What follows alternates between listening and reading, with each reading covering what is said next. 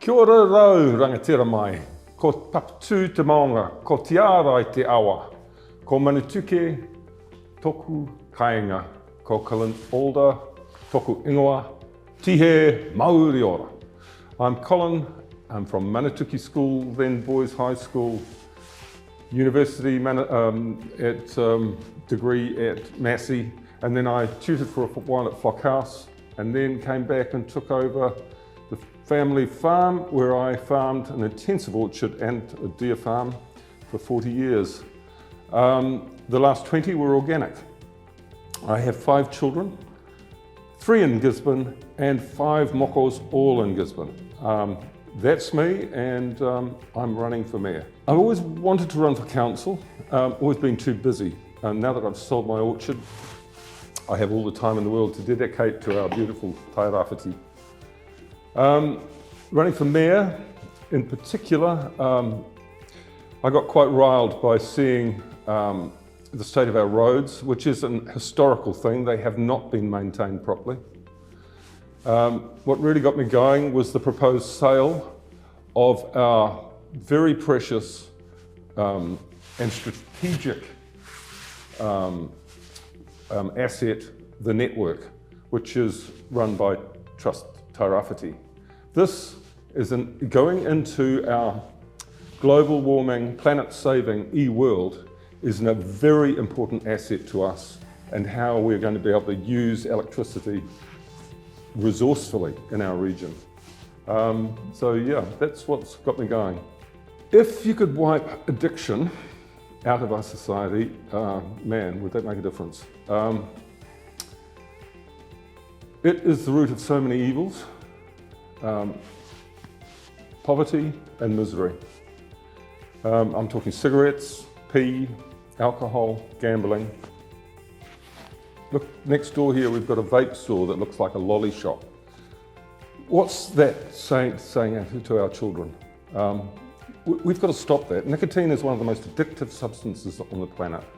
And we've got fish hooks hanging out the window down there. That's not on.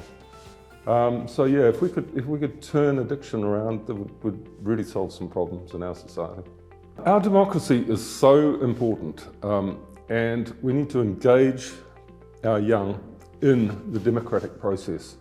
I also think we need to change the democratic process to appeal to the young. If you take a kid fishing and you carry on holding the rod, the kid's going to get bored pretty bloody quick. And the same with democracy. We need to, the cell phone is the way. We need to be using the cell phone in the democratic process. I guess I'm talking referendum. Democracy is like a muscle, and without exercise, it will, and I think it is, atrophying. And that is a definite direction to go in. Absolutely. 6.5% rate increases that we're facing at the moment, that's going to go straight through into rental increases. First, anybody with a house is having to find more money for that. The housing crisis is all about supply and demand. Increase the supply and we'll get the price down. Still, price breaks are way too high. $500,000 house, man, who can afford that? We need to get some lower level entry points. And I'm quite a believer in tiny houses. If we had an area where you can lease a block of land, put your tiny house on, and we're talking $100,000 entry level at this price break. Tiny houses are pretty cool, and there's quite a movement in that direction. It's a good way to go. The council's role is facilitate infrastructure and service. And within that framework, absolutely, if the arts are requiring any of those inputs, that's the council's role. Beyond that, there are other sources. I feel engaged in the community. I'm always out and about. I'm a very approachable person. Kids, grandkids sport, a fishing club member, a member of the Music Cultural Centre of Gisborne, Smash Palace. So yeah, I have walk in all areas of life. I'm approachable. That's how I'm going to continue to engage. Well, I've lived in it all my life, and I feel part of it. I think the thing about a good a good mix. You have to feel free to be able to express your culture as fully as you want to. You have to be able to accept other people's culture. And then the key to it is not to feel threatened when you're in that culture, in that cultural mix. So yeah, I think that's the key, is just to do that. Bank it. There's every possibility the National will get in and the whole thing will be repealed, and we'll have that money to continue the good work that the council are already doing in fixing our water issues. I wouldn't accept a bribe and spend it on a wish list. I'm sorry, I won't accept a bribe on your behalf.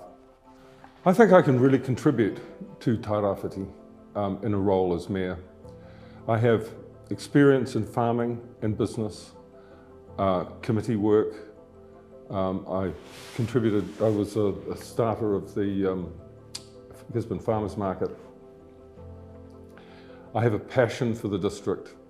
I have contacts in the farming community and I can communicate with them. I have contacts in the city and I can communicate with them. My issues that I'm standing on, we need to keep Gisborne's assets in Gisborne for Gisborne, not selling them. They should be working for us and not working for those that are charged with looking after them. We have roading issues. It's all about preventative maintenance. We have farming issues, encroaching investment from overseas in carbon farming. We need to restrict that to our least productive, steep, slippy country. We have the most fertile flats in the world. We need to encourage water storage and keep the growth going in that, because that growth then feeds into the city. And housing, I've already mentioned.